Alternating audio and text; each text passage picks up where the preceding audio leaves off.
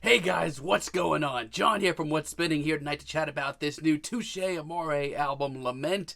Touché Amoré are a LA-based band who, ever since I first heard of them in their early days, I kind of was blown away by what they were doing. I mean, by the time they came along, I was so far out of my screamo and emo phase that I honestly thought I was never going back. But with their 2009 debut, To the Beat of a Dead Horse, they sound like they were reinventing the sounds of screamo and emo and post-hardcore. It was well written and super emotional, but like I said, also brought in elements of post-hardcore, was also just melodic enough. With parting the seas between Brightness and Me, they cleaned up their sound a little, also started bringing in more personal lyrics. And by the time they released Is Survived By, they were one of the most well-thought-out, epic, visual, and gigantic bands in screamo. And I don't want to give too much away, but their previous album, Stage 4, is one of the most emotionally gutting, exhausting, tragic, painfully real albums in emo and screamo and post-hardcore that I've ever heard. If you haven't yet, go listen to that. Now, I have been super excited for this album. These singles that they have been releasing are emotionally potent and explosive.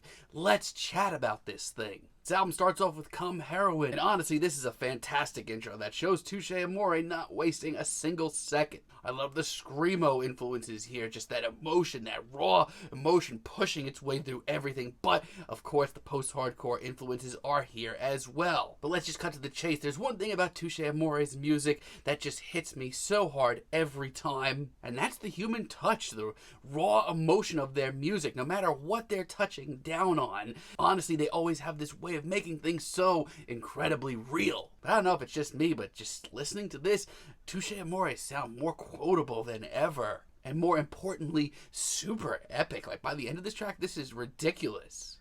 These are the kind of tracks that just grab me and don't let go. And I don't know about you, but right now, I needed a track like Lament. This is so determined. It is so fearless. It's got a fantastic riff. It's got this explosiveness to it. As its title track, this is a mission statement for the entire album. All the while, honestly, reminding me of things I loved about bands like Crime and Stereo back in the day. It's timeless, honestly, this track, and easily one of my favorite rock singles of the year, especially in the heavier side of things. Fane, on the other hand, is a little bit smoother. It's just as determined, but a little bit less explosive. It's one of the easier to take in tracks here, a little bit more immediate, but trust me, it's just as passionate. Like, if screamo and post-hardcore aren't genres that you're usually not into, this may be a track that you want to try here. But outside of that, there is so much to love on this track. Lyrically, and a lot of this album, honestly, it's very straightforward. It's universally understandable. A lot of us have felt things like this over the years, no matter where in life. I have a lot of the same things to say about Reminders. This is once again an incredibly tasteful throwback to the golden age of these genres. It's incredibly catchy. There's tons of passion. There's this big, huge, sing-along chorus. Honestly, it's really commendable. If you are a fan of these genres, new or old, you're gonna want to hear this. And Limelight, featuring Andy Hull of Manchester Orchestra, is an absolute knockout. Now, I'm going to let you all in on a little secret. I've never been that much of a Manchester Orchestra guy, not even in my old emo and screamo days. But this track is an absolute tour de force. It is fantastic. I love how pensive it is. It is a slow burner. But in these genres, when that is done the right way, it becomes an absolute knockout. And that's what this is. When the absolutely explosive, passionate chorus rolls around, I can't help but scream out every word. It's also just so visually intense and striking. May I add, it's over 5 minutes long as well, which by Touché Amoré standards is actually a pretty big stretch. But it holds my attention like beyond what I thought it would, and honestly, it's absolutely breathtaking. And Exit Row as a deep cut absolutely rips. It's just so immediate. I love the sonic guitars and the explosive chorus. As a matter of fact, just about everything about this track just sounds like it was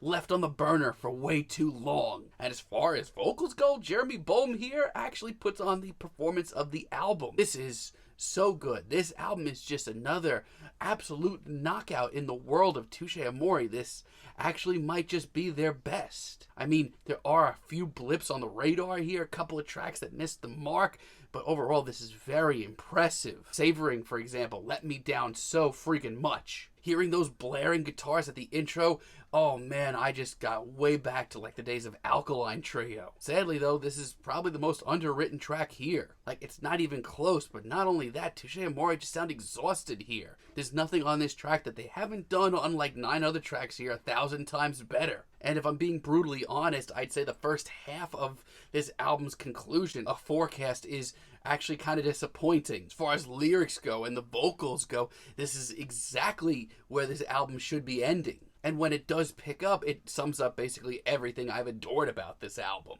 The explosive nature, the post-hardcore breakdowns, grandiose song structure, the epic bars, the passionate performances, it's all here.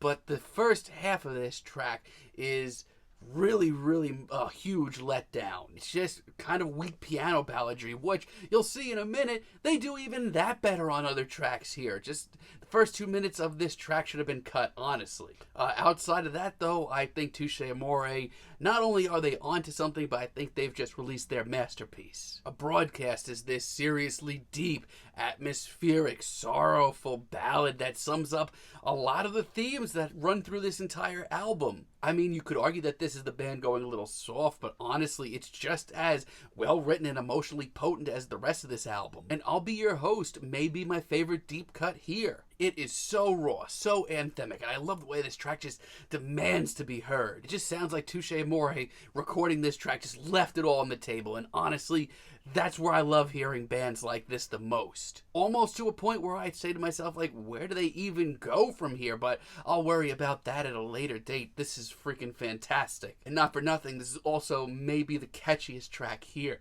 And Deflector is one of the more vicious and upfront tracks here. It still has a big, catchy, glorious chorus, but outside of that, this is really in your face. Not only musically, but lyrically, it gets incredibly intense once again. I don't know, man. I mean, over the last couple of years, Touché Amoré have released some of the best albums in post-hardcore and screamo that those genres have to offer right now. However, I honestly think this may just be their best. Lyrically, it is much more universally understandable. And alongside of some fantastic writing, some passionate performances, and some stellar production, if you're into post-hardcore and screamo, you're gonna want to hear this album ASAP. I honestly think it's a must listen. I'm feeling a light 9 on this album, but let me know what you guys think down below. If you like the video, be sure to give us a like, give us a subscribe, and let me know down below what you would like for me to chat about in the future. And until next time, have a great day, guys.